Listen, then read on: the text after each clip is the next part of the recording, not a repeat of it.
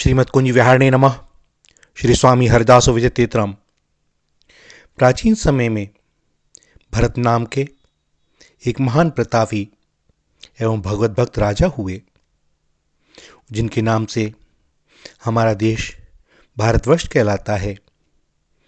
अंत समय में उनकी मृग शावक में आसक्ति हो जाने के कारण उन्हें मृत्यु के बाद मृग का शरीर मिला और मृग शरीर त्यागने पर वे उत्तम ब्राह्मण कुल में जड़ भरत के रूप में अवतीर्ण हुए। जड़ भरत के पिता आंगीरस गोत्र के वेद पाठी ब्राह्मण थे और बड़े सदाचारी और आत्मज्ञानी।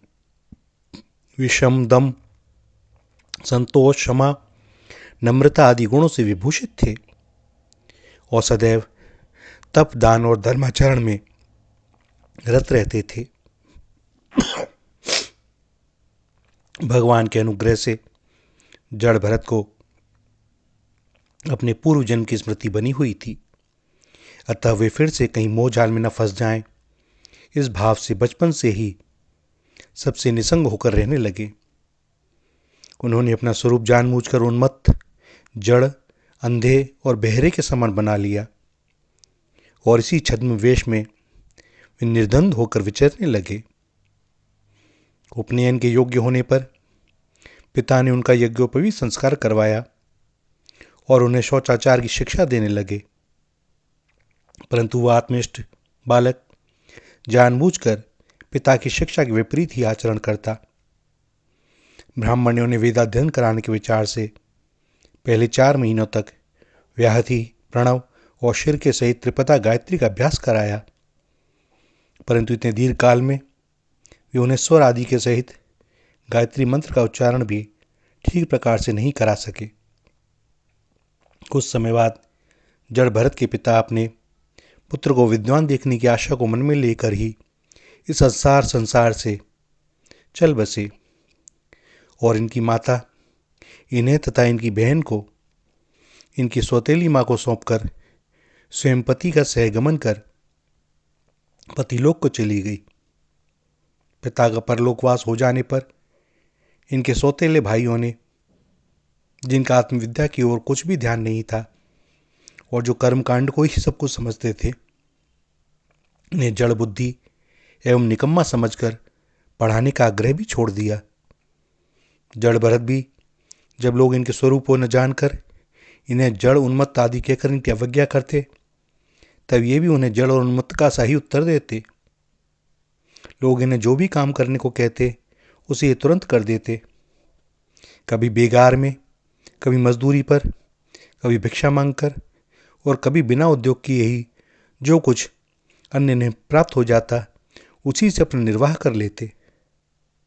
स्वाद की बुद्धि से तथा इंद्रियों की तृप्ति के लिए कभी कुछ खाते नहीं थे, क्योंकि उन्हें यह बोध हो चुका था कि स्वयं अनुभव स्वरूप, आनंद स्वरूप आत्मा मैं ही हूँ और मान, अपमान, जय, पराजय आदि द्वंद्वों से उत्पन्न वाले सुख दुख से वे सर्वथा अतीत थे। वे सर्दी, गर्मी, वायु तथा बरसात में भी वृषभ के समान सदा नग्न रहते। इससे उनका शरीर पुष्ट और सुदृढ़ हो गया। भूमि पर शयन करते, शरीर में कभी तेल आदि नहीं लगाते, स्नान भी नहीं करते, जिससे इनके शरीर पर धूल मिट्टी भी जमा हो गई और उनके इस मलिन वेश के कारण उनका ब्रह्म तेज उसी प्रकार छिप गया था जैसे हीरे पर कोई मिट्टी जम जाए तो हीरा प्रकाशित नहीं होता। वे कमर में एक मैला सा वस्त्र लपेटे रहते और शरीर पर एक मैला सा जनेऊ डाले रहते, जिससे लोग इन्हें जाति मात्र का ब्राह्मण अथवा अधम ब्राह्मण समझकर इनका तिरस्कार करते, परंतु ये उसकी तनिक भी परवाह नहीं करते थे। इनके भाइयों ने जब ये देखा कि दूसरों के यहाँ मजदूरी करके पेट पालते हैं, तब उन्होंने लोक लज्जा से इन्हें धान के खेत में क्यारी इकसार करने के कार्य में नियुक्त कर दिया। किंतु कहाँ मिट्टी अधिक डालनी है, कहाँ कम डालनी है, इसका इन्हें बिल्कुल ध्यान नहीं रहता और भाइयों के दिए हुए चावल के दानों को, खल को, भूसी को, भुने हुए उड़द और बर्तन में लगी हुई अन्न की खुरचन आदि को बड़े प्रेम से खा लेते। एक दिन किसी लुटेरों के सरदार ने संतान की कामना से देवी भद्रकाली को नरबलि देने का संकल्प किया। उसने इस काम के लिए किसी मनुष्य को पकड़कर मंगवाया, किंतु वह मरण के भय से इनके चंगुल से छूटकर भाग गया। उसे ढूंढने के लिए उसके साथियों ने बहुत दौड़ धूप की, परंतु अंधेरी रात में उसका कहीं पता न चला। अकस्मात दैवयोग से उन लोगों की दृष्टि जड़ भरत पर पड़ी, जो एक टांग पर खड़े होकर हरिण, सूअर आदि जानवरों से खेत की रखवाली कर रहे थे। इन्हें देखकर वे लोग बड़े प्रसन्न हुए और यह पुरुष पशु उत्तम लक्षणों वाला है, इसे देवी को भेंट चढ़ाने से हमारे स्वामी का कार्य अवश्य सिद्ध होगा।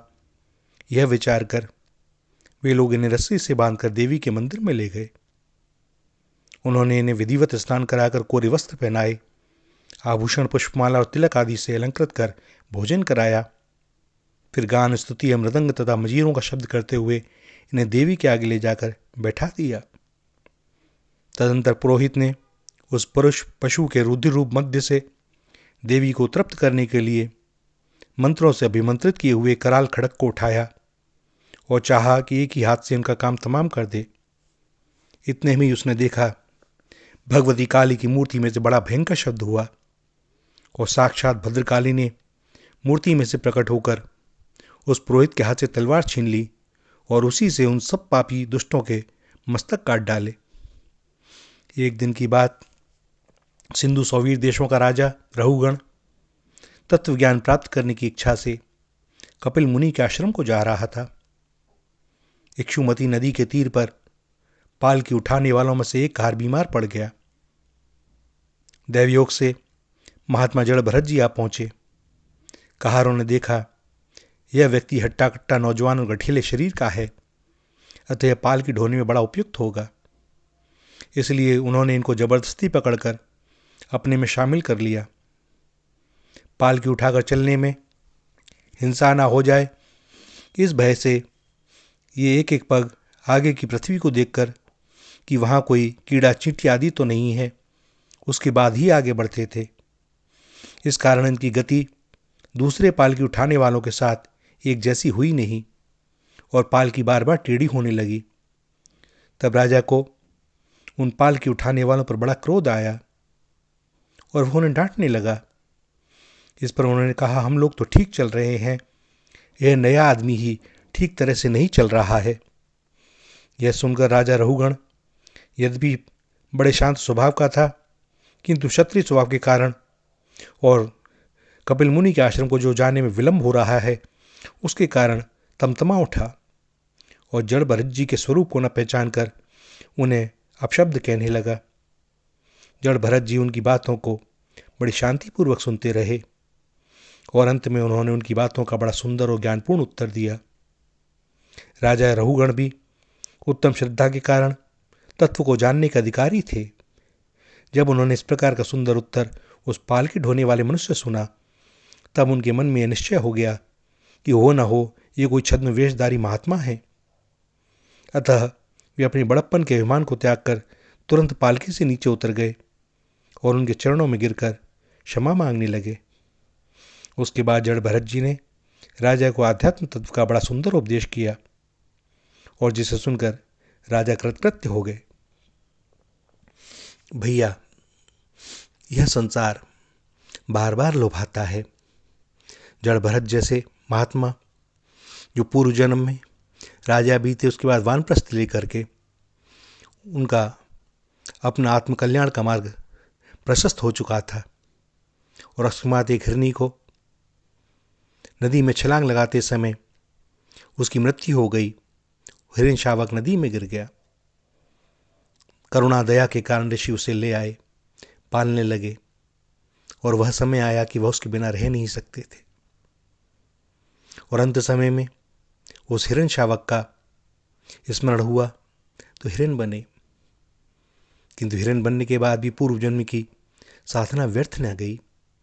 भगवान की कृपा से उन्हें अपने पूर्व देह का ध्यान रहा, पूर्व स्थिति का ध्यान रहा और उसके बाद उन्होंने फिर जड़ भरत के रूप में जब उन्हें मनुष्य देह मिली भगवत कृपा से, तब उन्होंने सोच लिया कि अब इस संसार में किसी से आसक्ति नहीं रखनी है। करना सब कुछ है, आसक्ति नहीं रखनी। भैया, ये सब दृष्टांत, भगवत चरित्र, शास्त्रों की कथाएं हमें बार बार बताती हैं कि भैया संसार में रहो, कर्तव्य पालन करो, सबको भगवत स्वरूप समझो, सबसे बड़ी विनय और नम्रता से बोलो, जो भी कर सकते हो किसी के कल्याण के लिए अवश्य करो, किंतु आसक्ति किसी में नहीं। आजकल लोग पशु पक्षी घरों में पाल लेते हैं, अपने सहोदर स्वजन संबंधियों से बातचीत नहीं है, लेकिन पशुओं को पालते हुए उन्हें बड़ा गर्व महसूस होता है। भैया, ये सब कथाएं हमें बताती हैं बड़ी मुश्किल से यह मनुष्य देह मिली है, अब आपने पशु पाल लिया और मरते समय उसका चिंतन हो गया, क्या गति होगी? कभी सोचना। उस पशु का तो कल्याण हो जाएगा, क्योंकि उसके चिंतन में आप रहेंगे, उसे तो मनुष्य देह मिल जाएगी, और आपका क्या होगा? सो भैया, दया करुणा ये सारे गुण होने चाहिए, लेकिन किसी को भी अपने बंधन में ना रखें, किसी से इतनी आसक्ति ना हो। प्रेम करें, पशुओं को खिलावें जो भी बन सकता है, किंतु गाय के अतिरिक्त और किसी को न पाला जाए, यह उचित होगा। श्री राधा, श्री राधा, श्री राधा।